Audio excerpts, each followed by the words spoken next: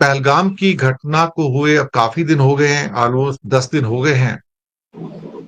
और सबको इंतजार है कि भारत का उस पर रिएक्शन क्या होगा। मोदी बतौर प्रधानमंत्री ये उनका तीसरा कार्यकाल है, उनकी सबसे बड़ी परीक्षा है, क्योंकि जो पहले के घटनाक्रम हुए हैं उसमें आप जानते हैं कि स्ट्राइक, चाहे वो बालाकोट रही हो, एयर स्ट्राइक रही हो। अस्सलामुअलैकुम नाजरीन, जैसा कि आपने हाईलाइट में देखा, मजीद वीडियो कुछ सेकंड के बाद आपके साथ शेयर करते हैं। भारतीय अवाम इस टाइम यही देखना चाहती है कि भारत किसी भी वक्त पाकिस्तान पर हमला करे, और मोदी को बार बार ट्रोल कर रहे हैं कि पाकिस्तान पर हमला करो, और मोदी भी ये चाहता है कि पाकिस्तान पर कुछ ना कुछ तो हो।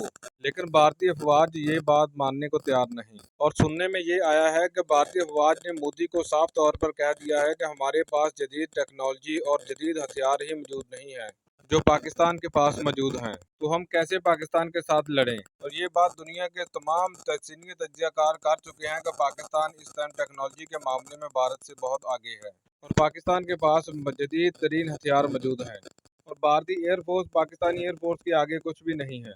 चलिए आपको आज की वीडियो में दिखाते हैं कि भारतीय इस बारे में क्या कुछ कह रहे हैं। लेकिन वीडियो में आगे बढ़ने से पहले आप लोगों से गुजारिश है कि अगर आपने हमारे रिएक्ट चैनल को सब्सक्राइब नहीं किया तो चैनल को लाजमी सब्सक्राइब कर लें, बेल आइकन को दबा दें ताकि आने वाली तमाम वीडियोस आप तक बआसानी पहुंच सकें।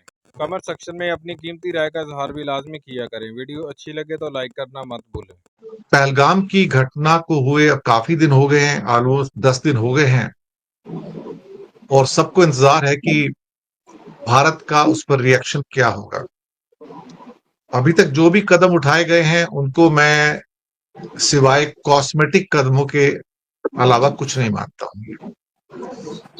एयर स्पेस बंद कर देना यहाँ का वहां का, या फिर इंडस वाटर ट्रीटी को थोड़ा सा अबियंस में रखना, अभी तो खैर उसका कोई मीनिंग ही नहीं रहता है, क्योंकि जब तक बांध बना के पानी को डाइवर्ट नहीं करो तो उसके लिए तो 1 दशक से ऊपर का समय चाहिए होता है।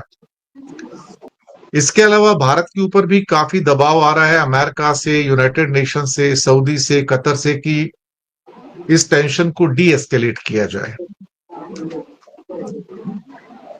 अब इतनी सारी मीटिंग्स होती हैं, कल मुझे भी हैरानी हुई कि सुबह से लेके शाम तक प्रधानमंत्री जी एक के बाद एक बैक टू बैक मीटिंग करते हैं, तो उसका रिजल्ट क्या निकल के आता है? जातिगत जनगणना।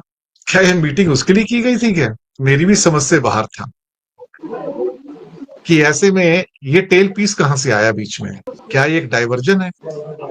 लेकिन बहुत कुछ ऐसा है कि जो अभी भी पर्दे के पीछे है, और मुझे लगता है कि रहस्य की परतें और गहराती जा रही हैं कि अल्टीमेटली हो क्या रहा है। सरकार की इंटेंट तो क्लियर है, लेकिन इंटेंट के साथ जो एक्शन होना चाहिए वो मिसिंग है। मीडिया के एक हिस्से के द्वारा बढ़ा चढ़ाकर दिखाना कि एयर स्पेस बंद कर दिया, ये वॉर कर दिया, पानी की वॉर हो गई, हवा की वॉर हो गई, मैं इसको अपने भाषा में हवाबाजी कहता हूं।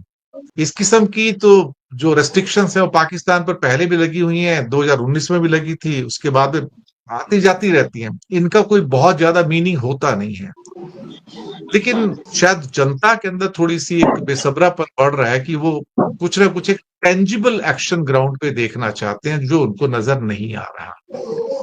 ऊपर से अंतर्राष्ट्रीय प्रेशर है, तो भारत किस रास्ते पे चलेगा ये भी नहीं पता। आने वाले शायद हो सकता है कुछ घंटे और कुछ दिन बताएं कि क्या होने जा रहा है, क्या कुछ पार्ट एक्शन है या फुल एक्शन है। इस बात पे होंगे कि इस पूरे सूरत हाल में सरकार जो हुकूमत हिंदुस्तान है वो निर्णय क्या लेती है। जहां तक पाकिस्तान का सवाल है, तो पाकिस्तान का जो इरादे हैं, पाकिस्तान की जो एक स्ट्रेटेजी रही है उसमें कोई बदलाव आया हो मुझे लगता नहीं है, वो हमेशा एक ही रही है। और हिंदुस्तान के लिहाज से बात करें तो हिंदुस्तान के हुकूमत के सामने एक चैलेंज सबसे बड़ा ये है कि वो करे तो क्या करे, क्योंकि ऐसा पहली बार है कि जो विपक्ष है, विपक्ष ने सरकार के निर्णय लेने से पहले ही मतलब अपनी तरफ से वो दिखाई दी कि जाइए कोई निर्णय लीजिए। तो ये सरकार के लिए विपक्षी तरफ से कोई वो नहीं बोले बात है कि पॉलिटिकली वो क्वेश्चन मार्क आपस में वो कह सकते हैं पतंगबाजी चलती रही है। लेकिन हम बात उनके जो जिम्मेदार ओहदेदार हैं, जैसे एलओपी लोकसभा राहुल गांधी ने अभी जो कल उनकी एक पीसी प्रेस कॉन्फ्रेंस थी, उन्होंने कहा कि टेक एक्शन, बोले बात तो से कुछ नहीं, उसके अलावा जो एलओपी आपके राज्यसभा उन्होंने भी कह दिया। अब सरकार को निर्णय लेना है, और जब जिस मीटिंग का आपने जिक्र किया जो बड़ी हाइप मीडिया हाइप भी है कि सेना को खुली छूट देगी, हालांकि मैं व्यक्तिगत तौर पर, जाती तौर पर मेरा अपना मानना है कि सेना बनती कब है, या जो जो फ्रंट पे है वो कितने बन सकते हैं, कितने बांध जा सकते हैं, वो भी अपने आप में एक सवाल है।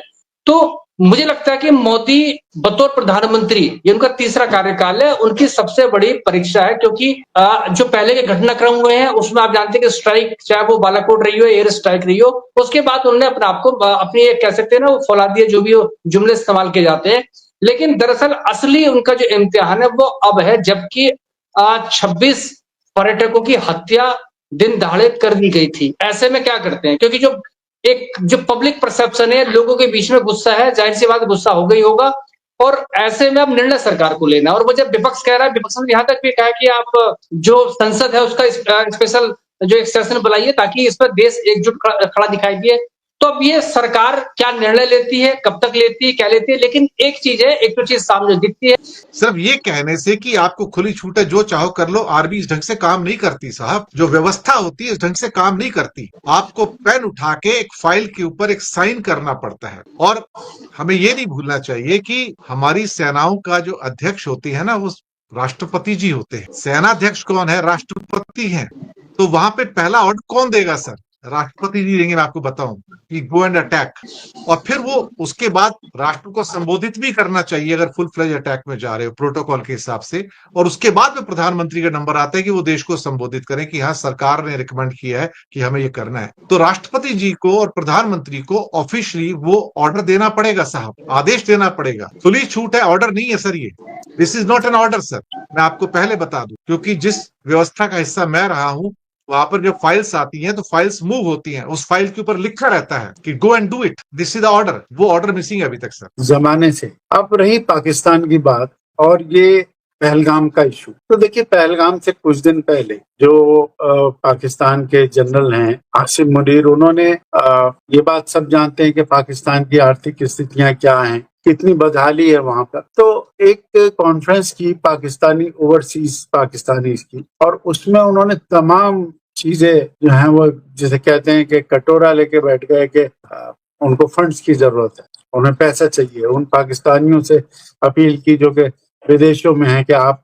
देश के लिए कंट्रीब्यूट करें, और तमाम दावे किए। रिलीजियस लाइन पे भी बात करना शुरू की उन्होंने।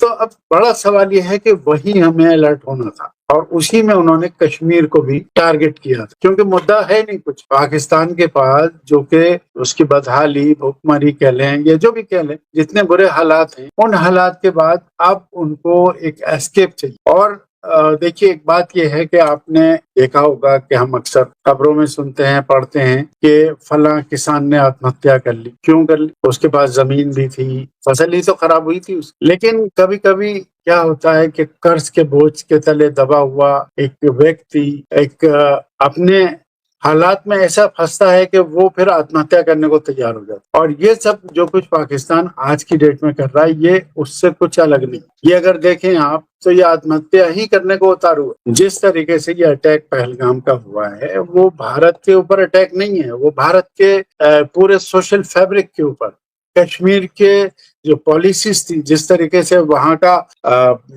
माहौल चेंज हो रहा था, उन सबको एक ही झटके में सवालिया निशान भी लगा दिया पर, और पूरी तमाम की कराई मेहनत को जो है पानी फिर। और इतना ही नहीं कि कश्मीर तक वो चीज जो है सीमित रहती, वो पूरे देश में उसी लाइन के ऊपर बढ़ती चली जा रही। अब बड़ा सवाल ये है कि इस मौके पर जो अपोजिशन ने स्टैंड लिया, जो बाकी लोगों ने, जो जिनको आप अलग पक्ष मान के चल सकते थे, जिनसे उम्मीद ये थी कि अगर ऐसा होगा तो कुछ आवाजें देश के खिलाफ आएंगी, कुछ लोग सुरक्षा की बात उठा रहे हैं कि साहब वहां पर कहाँ चूक हो गई, कमी रह गई।